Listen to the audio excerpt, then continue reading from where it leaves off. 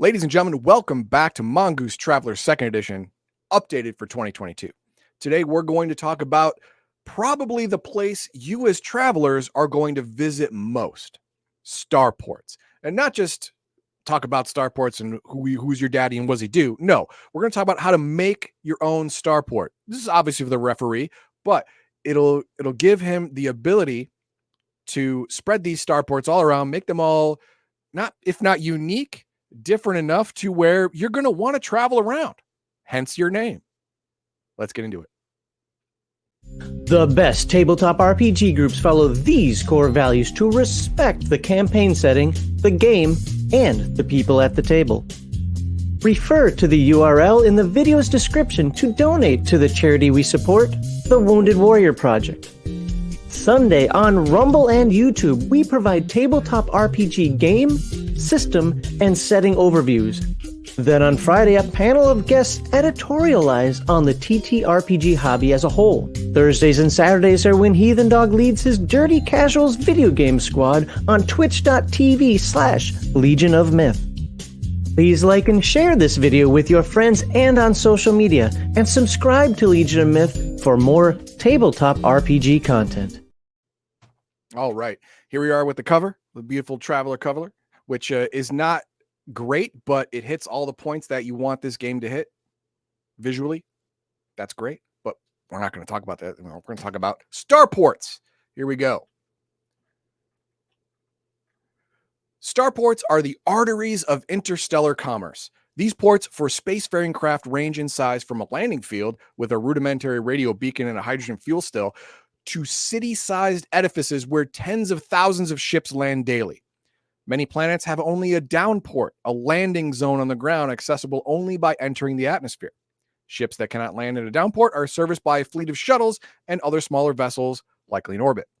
Worlds advanced or rich enough may possess a high port, an orbiting starport. Some are equipped with space elevators or even gravitic lifts connecting high port to downport. Starports are classed from A to E. To determine these level of a starport on a planet, roll 2D and apply these DMs to the starport class table. Okay, our population for Max's theoretical planet was 6. So we get nothing. No bonuses, no minuses, nothing. So it's just Makes life easy. It's just 2D. All right. You get another 8. God. Class C. Let's see what Class C is. Is routine. Starport facilities. Quality is routine. Berthing cost is 1D times 100 credits. Fuel there is unrefined, so bear that in mind. Facilities, they have a shipyard for small craft, which is repair, but it has a high port. What, 10 plus? What does that mean? No, that doesn't make sense. High port 10. I hope that they will explain that later on. Bases, military 10 plus, scout 9 plus. Let's see what those mean. Quality. I wonder if those are target numbers. It could be. Let's find out. Quality. This determines both the condition of the port itself and the level of competence of the staff. Okay. This actually makes perfect sense. Put them both together makes perfect sense. When I was 20 years ago, when I was shopping around for venues for my wedding, a lot of places will cook you a tasting menu and bring it to you. As soon as the food was brought out, I got up and went into the kitchen. If their kitchen was garbage, they didn't clean as they go, I just didn't bother tasting the food. I'm gone. That means their health standards are too low. I don't want people getting sick at my wedding or me getting sick at my wedding. I didn't want that either. So I get that.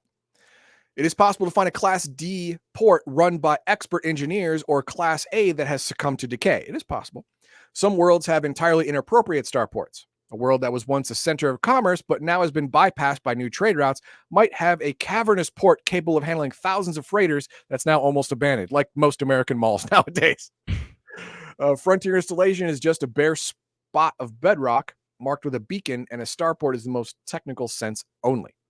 Berthing cost. This is the price paid by any ship that wants to land or dock at a starport and is due weekly. So in Max's starport, it is 1d6 times 100 credits per week, which is pretty fair. I mean, that's fine. Yeah, I'll send a couple people out there to do a shakedown.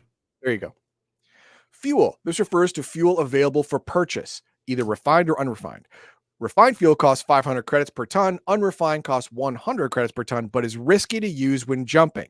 Bases have their own fuel refining ability. See bases on page 259. Which, by the way, we haven't actually gone over what refined fuel, and at least I don't remember us talking about refined fuel. Yeah, we did talk about it, but it was a while ago. I don't remember it then. But the point that I want to make. Think of it like this. Refined fuel is like super high octane clean stuff. JP. Unrefined fuel is like 80 octane sat in an underground barrel for 5 years. No, I get it theoretically. Okay, but it'll make your engine knock. And if you're using this unrefined fuel to go FTL, there is a chart that you have to roll on to see if there's a catastrophic problem. Like you blew out a piston rod in your FTL. No, I get that. All I wanted to say was I like that it's in here, especially when you're doing the skimming off the gas giant. Yeah. If you scroll back up for just a moment here, I don't know. I kind of look at this chart here, the one that's there. I would think that there'd be more refined than that. Like routine. I mean, that's a routine quality place. Unrefined. Yeah. I would think that would be refined. Well, but if I remember the chart correctly, it's a very small chance of failure. That's fair. But again, I'm not complaining or quibbling. I'm just looking. It's like, you'd think that something that's routine would, I go to a routine gas station here and I get decent gas. I mean, yeah, I would expect the gas to be refined, to the point where it's not going to damage my engine. With that said, I like that though. Yeah. Especially when it comes to skimming off the gas giant. Exactly. All right. Facilities. These are the Starports' repair and construction ability. The shipyard allows for the construction of new vessels. A shipyard capable of building all types of ships can construct small craft, less than 100 tons, spacecraft, up to 5,000 tons, and capital ships more than $5,000. However, only a Class A Starport can construct jump-capable spacecraft. So, ours has a shipyard, but for small craft only.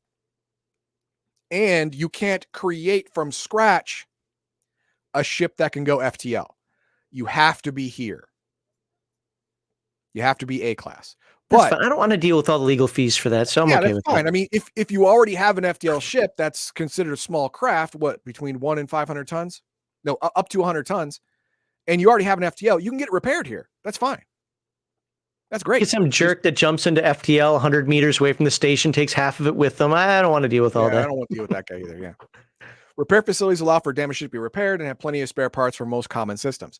Limited repair functions can only fix hull damage. So I don't think we have limited. Yeah, limited repair is D. It's poor. You can only repair hull. It doesn't have anything else. Like we got metal. That's basically it. Just weld it on and we're good. Use the following modifiers when determining whether a high port is present. What's your technological level of the world? We'll say it's 12 plus. Okay, so that was a target number then. Got it. Yeah, use the following modifiers when determining whether a high port is present. The DM +2. Use the following modifiers determining whether Corsair base is present. So it is target. Yeah, it is target number. Okay, so go ahead and roll. What was it? I need a 10 or higher for.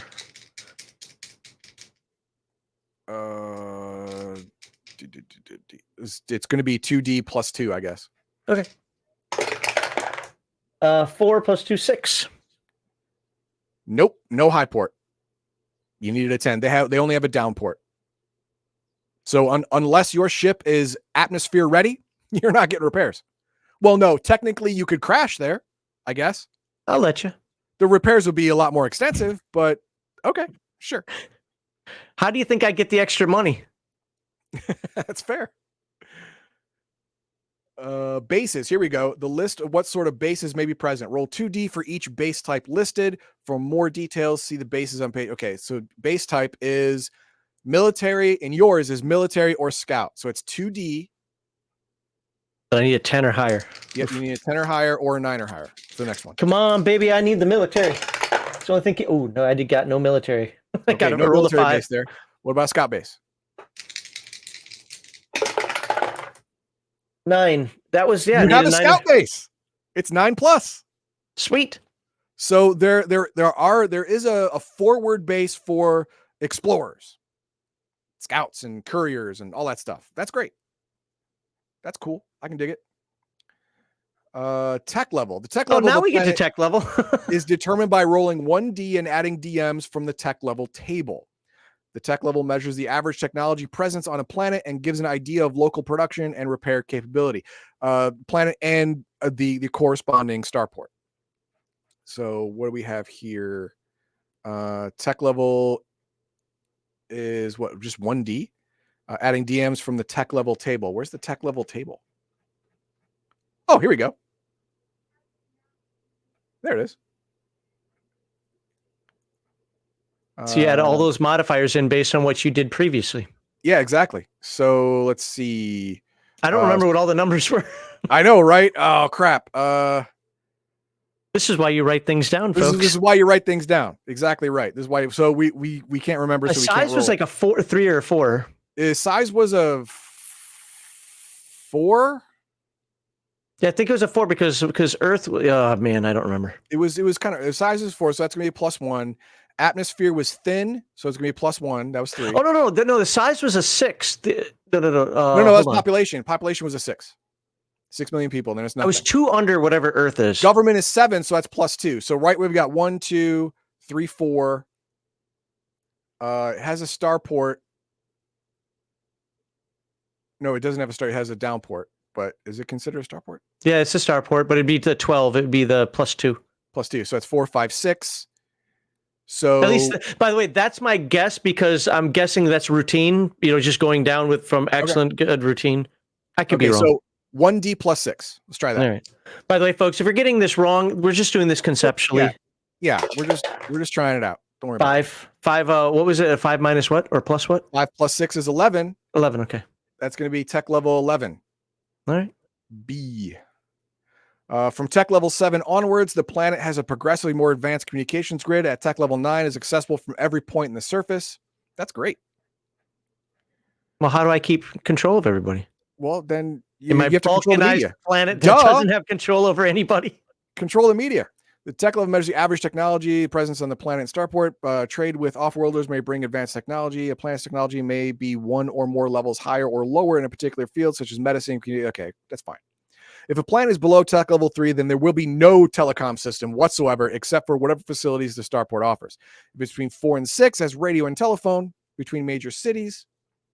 And 7 is the very advanced, and 9 is the entire planet, and the entire system is going to be your tech level 11, which is what we have. Okay, we do have long distance communication. I'm from Minnesota, okay? So we have the largest ball of twine in Minnesota. We're just going to stretch that thing out, however many states that thing covers, and we're going to put a tin can on each side, and now we have telecommunications. Boom. I'm sure that'll work. 100%. Environmental limits.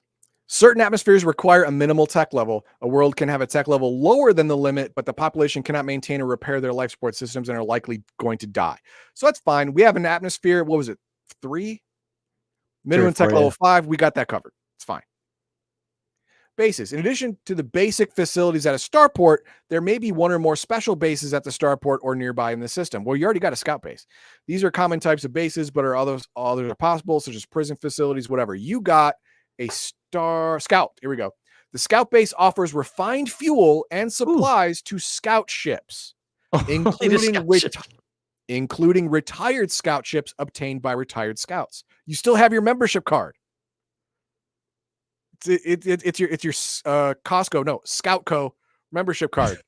So you can go to the scout base and get refined gas. They're also an excellent place to pick up rumors and news. Fair enough. And we have travel codes. Oh, here's the hexagonal subsector. I could be wrong. Somebody can correct me in chat on this one, but I think that's how the original Traveler did it as well, because that looks very, very familiar to me. Now, I'm not a Traveler aficionado, but that grid, that layout there looks very familiar to me. Okay. We already went through the amber and red. We already went through amber and red in the last one. Amber is there's something dangerous here. Red is there's either one really big danger or a lot of dangerous things there, and it's pretty much you don't want to go there. Trade code. What are trade codes? Trade codes designate particular types of worlds and the types of goods likely to be found there. If a world meets all requirements listed for one or more trade codes, it gains those qualifications. Trade codes are used extensively in the trade chapter. Okay, so planet size, ours was 6, right? So garden, 6 to 8. So it is a garden world. Atmosphere was 3, so it also has deserts. Hydro, what was our hydro? I don't remember. I forget. Population was 6, so it's also agricultural. We got a little bit of everything in my tiny little world. And non-industrial and rich. So, because it is, our planet is a temperate planet, which is 5 to 7 or 5 days, something like that. It has several different biomes, which are going to be used for different, types of industry or agriculture or whatever. So you're going to have all of these things. Our tech level is only 11, so we're not going to be high tech. And it's much higher than 5, so it's not going to be low tech. So it doesn't matter. It's just what it is. Agricultural dedicated to farming and food production. Often they're divided into vast semi-feudal estates. Well, not vast, but we have 3. Desert, dry and barely habitable. That's part of our planet. Is also that. Garden, worlds that are Earth-like. That's also us. We are not high tech. We are industrial and non-industrial. I don't know how this works because our planet size, atmosphere, hydro, population, they all get different stuff. It makes sense in my mind because we have an Earth-like habitat with several biomes. So you would have all these different industries in these different biomes, right? It's also balkanized too. Yeah. So we have 3 different governments, and one may be industrial, one may be agricultural, one may be garden, whatever, so that actually facilitates trade between these 3 governments, so they don't just hate each other immediately for no reason. And that looks like it. That is it. So the next video is going to be the index? No, this is the last video. The index is not going to be a video. That's weird. If you can't use an index, you need to go back to elementary school. Some games don't have a lot of indices. Kevin. All right. What do we have for comments for building our space station? Nothing that was directly there's some stuff out there, but it was nothing that was directly important to this. So, well, actually, no. I'm sorry. I did want to actually. It's on the Rumble side. Where'd it go? Here we go. This one. Darius 28 says scout ships gets. No, that's not the one. It was the other one. No, that was it. I'm sorry. That was it. It's funny because it's 3 lines there, 2 lines here. Can refine atmosphere for few are capable of flying in and out of atmosphere. He was just talking about the benefits of having scout ships out there. Right, and how right. having a scout ship is much more versatile, but a lot less hardy and doesn't have a whole lot of weapons. So it's a trade-off there. And in Max's planetary system, on the down port, there is a scout base, and he can fly down there, fill up his scout ship on the cheap because he's got his Scout Co membership card, and then fly away. That's awesome. Best indexes in Palladium. None. Not sure that's what the was best that? index. Travelermap.com. Yep, Traveler Map. Check out travelermap.com. Okay, hang on. I'll bring it up. Well, he's just saying that yeah, go ahead, bring it up. We'll show it to people.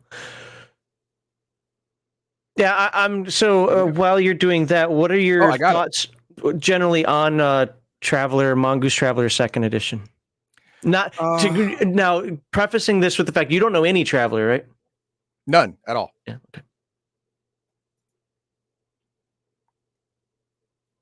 Okay.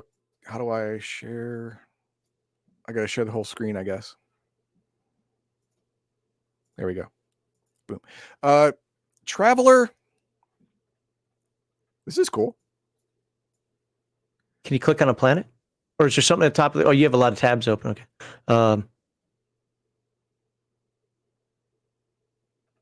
No, this is one map, but these are not hexagonal. They're rectangular. Oh, shit. I can get real close. Maybe if you zoom... Wow. Let's not do that. Is it possible to click on a planet or no? Because those look like sectors now. So here we go. Yeah. There we go. The Gundam style sector, I'm just going to say. Was designed by John G. Wood with additional data from. Okay, that's cool. You got a booklet, poster, raw data.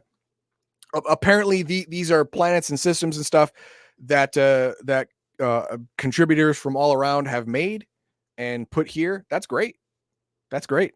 I mean, if you want some ideas, then click on this stuff. We go to the raw data. It says you can even see maps of the planets. Here we go. Raw data here.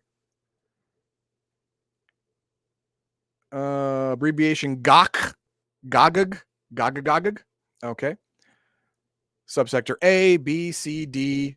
Oh, these are all sectors. That's what. Ooh, yeah. That's what I was saying. The rectangle that looks like an 8x10 rectangle that you'd find hexes in. Oh God, what happened? I don't know. You lost it. Learn the internet. Oh God.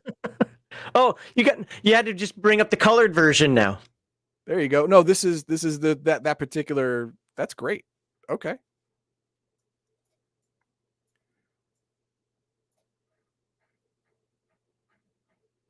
Oh my God, how deep can we go? It just keep scrolling. Just keep scrolling. That's crazy. Heathen dog broke Traveler. I broke the Traveler map, people. I broke it. But anyway, they're the hexes. Okay. Yeah, each of those squares are actual full sectors, and inside are all these subsectors. Unclaimed, Corsair, Federation of the Fused Mains, all these different planetary systems and governments. And it gives the ratings for all of them. For 2023, somebody came up with the idea of a dungeon a day or something like that. You know what might be kind of neat? I wouldn't do a day, but like a sector a week. Yeah, you can do that. Where every day you add a little bit to it, Well, it'd be a subsector. Do a subsector, because sectors are 16 subsectors, so you probably don't want to do one of them. I meant the 8x10 grid. The 8x10 hex grid. Yeah, do one of those a week and then have 52 and you're done, and do it 100% random just to see what comes up. That'd be cool. That would be cool. Okay, that's neat. I like that. I like that a lot. All right. Well, since it was your segment, I'll give my thoughts on Traveler, and then you finish it up with your thoughts on Traveler. So I'm just going to be now. People have been posting on our Discord about how T5, which I think was written by the original creator of Traveler, Mark Miller. I could be wrong on that. I don't follow it. Is horrible. Like, it's like the worst written books ever. And if that's the case, that makes me a sad clown, because I am no fan of Mongoose as the company goes. So the chances of me buying Mongoose Traveler 2nd edition are low to none. If I'm going to do Traveler, I'm going to do the original classic Traveler. It probably has its own foibles and flaws, but that's just my opinion. However, with that said, I thought that was a good first book. It obviously needs more to it, but I think that's kind of the point. That's the book to get you started. And then once you start diving down the Traveler rabbit hole and want to expand and have more and do more things, like Rifts in a way, right? Where it's like, you can't put in all the bionics and all the magic and all, like, you'd have a book that's this thick at some point just for the core stuff. So I get that. And, Stars Without Number tries to do that, and I think it does a fairly decent job. However, with that said, it still doesn't have everything in there you could ever possibly want. So I mean, I will begrudgingly say that while I don't like the way the book's written, and you know what I'm saying with that, and I'll leave it there, and I'm not a fan of Mongoose, I thought that generally speaking, it was well done. It was a good book. Again, I would still do Classic Traveler personally, but I won't berate it and say stay away from this. I'll just be like, I'm personally going to stay away from it, but you guys might like it. Yep.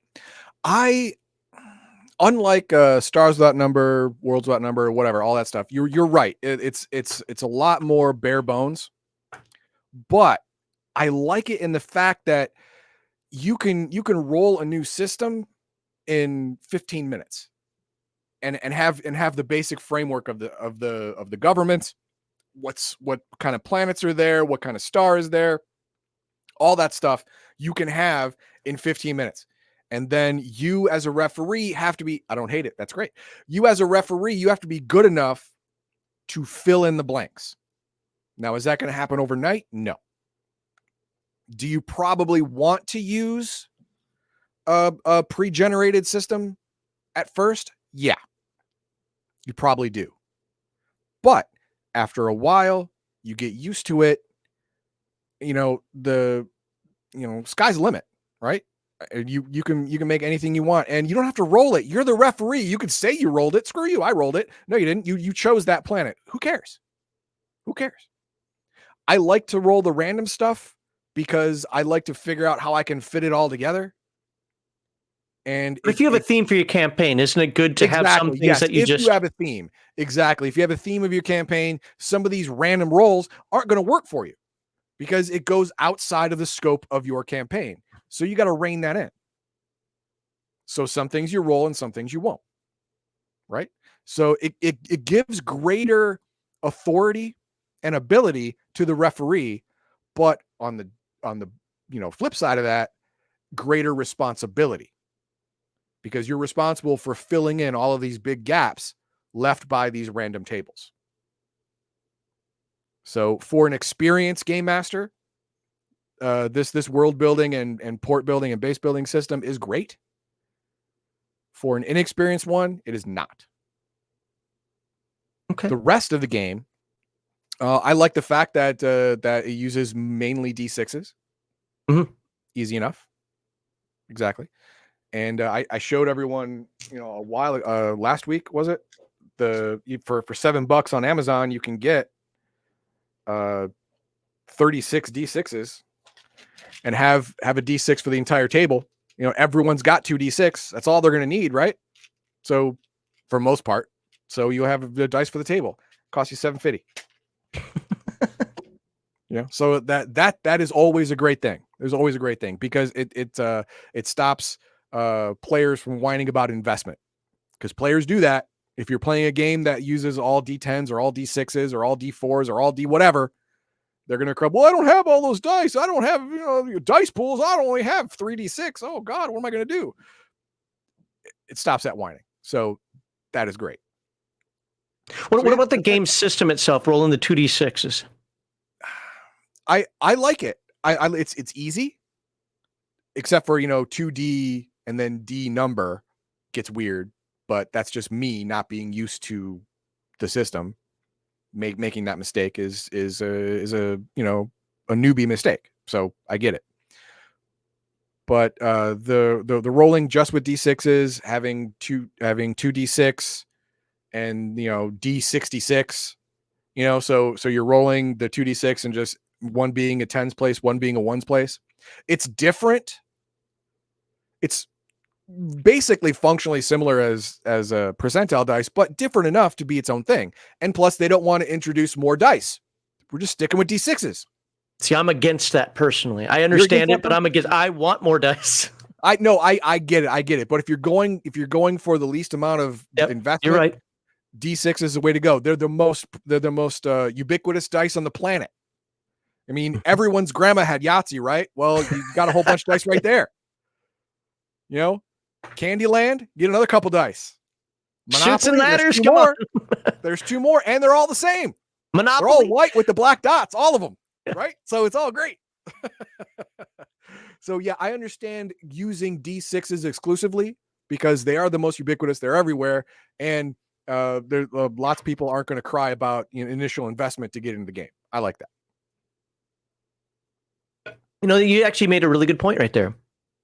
Initial investment, because I think this is one of those games that some people complain about it, but I think it's a good part of the game, just like any other game system does this.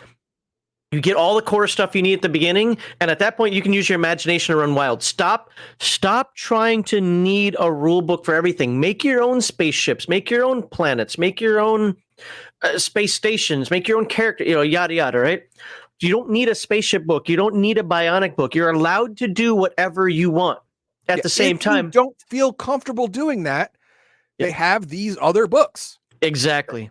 They have the Pirates of Drinax, the Deep Night Revelation, the Rift's Edge Transit, the Near Side of Yonder. They have all these other books with all these pre-generated planets and enemies and pirates and space stations. Use that at first. But the thing is, that's just the referee's continuing investment, not the player. That's true. So there'll be less griping at your table. Yep. Unless you as the referee are a whiner, then that'd be just you. I don't want to run Traveler. Why am I doing this? Yeah, why are you if you have to ask that anyway? All right, and is that it? That's Anything else? All right, like, subscribe, share. Hope you like the Traveler segment here. After we end this video, we'll actually have a conversation, maybe a chat about what's going to happen after this. Because I think Heathen Dog probably have to step away here for just a moment. But let us know what you think about the entire series that Heathen Dog covered, and if you got suggestions for other stuff, let us know.